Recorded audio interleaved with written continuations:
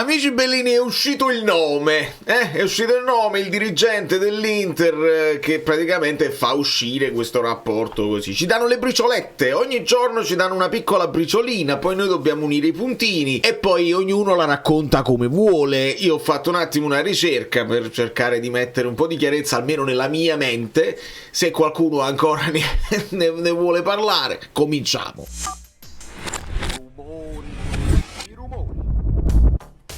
Buon primo maggio a tutti, grazie a tutti quelli che con grande pazienza, perché secondo me ci vuole pazienza a parlare di calcio, in questo momento tutta l'Italia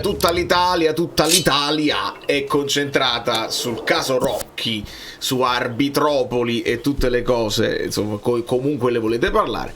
È riuscito il nome di Schenone. Voi lasciate un like preventivo prima che poi sappiamo tutte le cose. Nel frattempo noi lasciamo il like e poi vediamo quello che succede, perché ancora non si sa quello che succede. Io mi sono svegliato leggendo questo post di cronache. I rapporti club AIA, Schenone l'ha detto agli arbitri dell'Inter, una figura istituzionale presente in tutte le società, punto, subito punto, perché dica, ok, presente in tutte le società, qual è?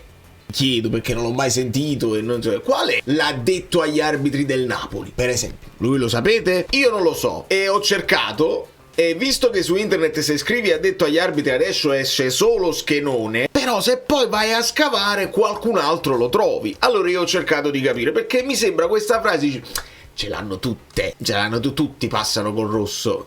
No, non è avere l'ha detto agli arbitri un problema, perché è una figura che ho letto dappertutto, che è riconosciuta dall'AIA, serve anche per hospitality, nel senso arriva l'arbitro, l'ha detto agli arbitri, li accoglie allo stadio, li aiuta se deve chiamare un taxi, se deve fargli vedere gli spogliatoi e tutte le cose, quindi è una figura normalissima. Poi nello specifico ci sono delle parole di Gasperini che in una conferenza di un po' di tempo fa, non tanto tempo fa, che però sono passate un pochino inosservate secondo me, perché questa figura di addetto agli arbitri è una figura che all'interno della società può dare una mano per capire come ci si deve comportare, i comportamenti con gli arbitri. Ma andiamo per ordine. Squadre che incominciano ad avere delle persone strane che arrivano nel mondo arbitrale, che insegnano ai giocatori come rimanere in terra, come restare, se vengono toccati, aspettare che finisca l'azione.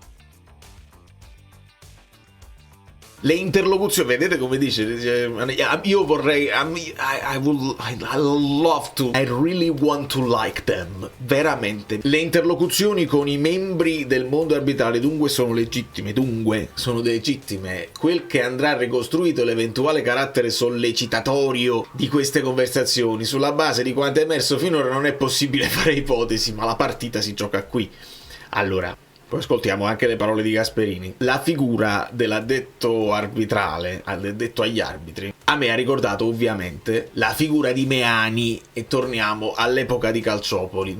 Calciopoli è esistita, ma Meani era l'addetto agli arbitri del Milan quando scoppiò lo scandalo Calciopoli, una figura che fino a poco era poco conosciuta, fino a poco prima. Ristoratore, tra l'altro se non sbaglio utilizzava anche il ristorante negli orari morti per poi fare le riunioni eccetera eccetera, una figura un po' fusca, un po' losca, quindi è sempre esistita ma non in tutte le squadre. Anche perché nella mia ricerca ho trovato un'intervista a Marco Gabriele, l'addetto agli arbitri della Lazio. Alcune testate lo portano ancora addetto agli arbitri della Lazio, altre invece poi sono andato a scavare è l'ex, perché poi ne hanno un altro, quindi ce l'hanno, ma non è lui. Spieghiamo come arbitro. Questa è una figura secondo me importante, che dovrebbero avere tutte le società. Io non lo so se il Napoli ce l'ha e non figura tra i dirigenti così, perché poi è difficile trovare l'elenco di tutti i dirigenti. C'è Transfermarkt, ma Transfermarkt non è una fonte ufficiale. Beh, spieghiamo come arbitra, perché le differenze sono nette. Massa dà del lei a tutti, è molto distaccato, rigido, mentre Maresca e Guida hanno uno stile in cui il dialogo è molto più centrale. Quindi arriva la partita, ci hanno mandato Fabbri, mi raccomando ragazzi, con Fabbri vi dovete comportare così, se lo fate innervosire, per esempio, è un po' più permaloso di altri, quindi se lo prendete con le buone è meglio. Un altro arbitro invece no, dovete essere duri, accetta il confronto, però dovete essere chiari, è una figura importante. Poi si esprime in un punto vocale, ma ha detto agli arbitri, può chiamare il disegnatore? Marco Gabriele ha risposto in questo modo, no, non si può. non si può. Se succedesse, il disegnatore potrebbe avvisare la procura federale. Quindi Schenone non è che può alzare il telefono e chiamare Rocky e dire senti, ma non si può fare. Diverso è il caso di un incontro allo stadio. Chiaramente, se l'ha detto agli arbitri, si incontrano allo stadio. Non Rocky, però.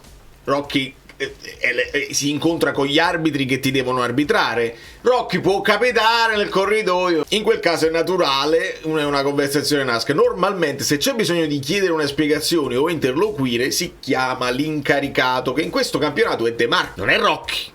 Tu non puoi chiamare Rocky. Continuando a indagare, oggi l'addetto agli arbitri è una figura molto frequente tra i club di Serie A, ma non è obbligatoria e infatti non tutti i club ce l'hanno. Inoltre non è formato ufficialmente a Coverciano. Ho trovato un articolo dove dice no, sono formati a Coverciano. Quindi bisognerebbe veramente fare un'intervista a qualcuno ufficiale, però non abbiamo vertici, non c'è Gravina, non c'è nessuno.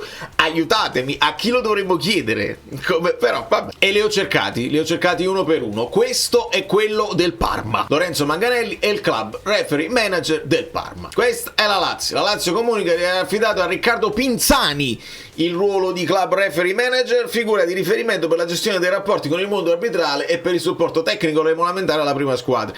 Anche quando per esempio cambia una regola ci deve essere una figura che va dai giocatori, dall'allenatore, gli spiega allora la regola è questa, attenzione quando fate così, potete sfruttare questa nuova regola in questo modo anche tatticamente. Questa è la figura, perché non tutti lo sanno e il regolamento, anche perché è scritto in quel modo, non è di facile comprensione. Molto spesso i giocatori in campo dicono è rosso, da regolamento non può essere, quindi serve anche a questo questa figura. Poi ho trovato al momento i club referee in Serie A sono 4, ce le hanno tutte, ha detto Cronache di Spogliatoio, ce le hanno tutte le squadre. Questo viene da tribuna.com. Affidabile, non affidabile, cronaca più affidabile, decidetelo voi. Lavoro nella Juventus, nell'Inter, nella Lazio e nel Parma. E nel citare la fonte lascio proprio lo schemetto che tribuna.com fa per tutti, per quelli che sono stati trovati online. Maggiani per la Juve, Pinzani per la Lazio, Manganelli per il Parma e Schenone per l'Inter. Non ne trovo, ce ne avrà il Milan, non lo so.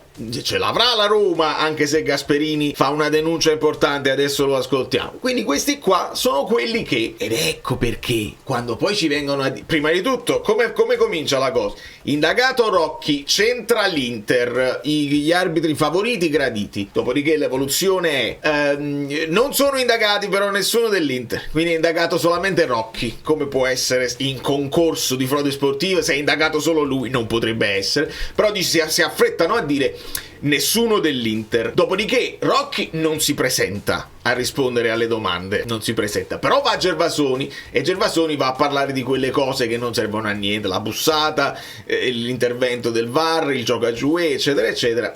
Non entra nel caso Rocky. Dopodiché l'altra briciolina che ci danno è che in un'intercettazione Rocky cita Schenone. Citando Schenone se non è intercettato, ecco che non è indagato Inter e quindi Rocky fa tutto da solo.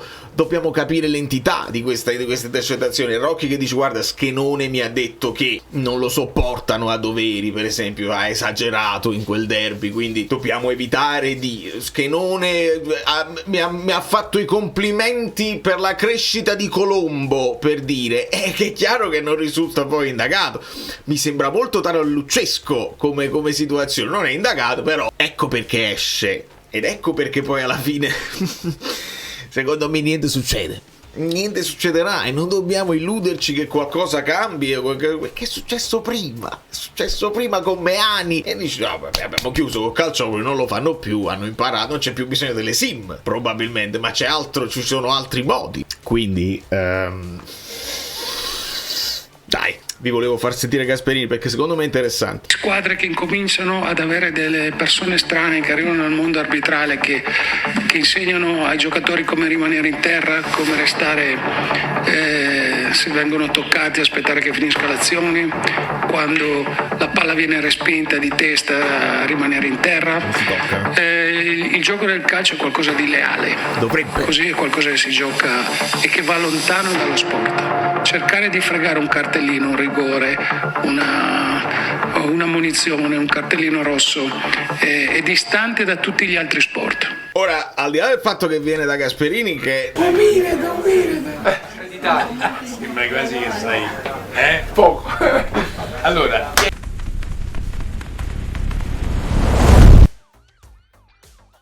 di solito ha sempre avuto squadre che col fallo sistematico è anche abbastanza sleale, che tu o recuperi palla col pressing o se non la recuperi comunque fai fallo e non mi fai mai giocare a calcio. È sempre stata la sua storia del piano gara. Però io sono molto d'accordo in piano generale con quello che dice. Se si arriva poi a stabilirlo a tavolino come piano gara, allora in questo momento se ti arriva il calcio d'angolo in questo minutaggio ti devi decidete chi si vuole buttare a terra toccandosi in testa, così si perde un po' di tempo, fallo di confusione e si va, perché queste sono tutte cose che o hai dei giocatori espertissimi che lo fanno in autonomia. Se non c'è questo, si sta creando questa figura che oltre ad avere rapporti con gli arbitri sa anche, perché molto spesso sono ex arbitri, sanno anche quali sono i comportamenti che portano l'arbitro a fare un certo tipo di cose e quindi a trovarne un vantaggio sul campo. In tutto questo proprio di campo, cioè proprio di giocare a calcio, proprio è l'ultima cosa, proprio non interessa proprio a nessuno. Va benissimo. Abbiamo saputo che Juan Jesus problemi personali, motivi personali, ha avuto un permesso.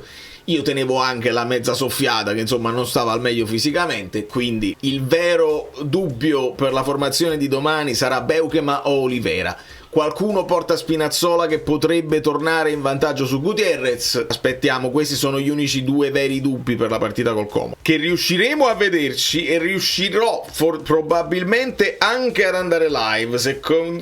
Sì, ce la possiamo fare, perché poi devo lavorare la sera. Oggi è 1 maggio, incredibilmente ho avuto il tempo di farmi la barba, di trimmare un pochino, perché veramente sono giornate piene, toste, e io vi ringrazio per il vostro supporto, perché sta diventando un po' pesante. Non so voi, sta diventando un pochino pesante. L'unica cosa che me lo rende meno pesante è che noi abbiamo creato un personaggio. La figura dell'arbitro adesso è anche tenera, io me lo abbraccio, ogni tanto mi viene di... però così è un pochino più accettabile come situazione, perché se la prendiamo in maniera molto seria non la finiamo più. Da New York, Valerio Fluido è tutto, vi abbraccio e vi bacio. Che ne pensate?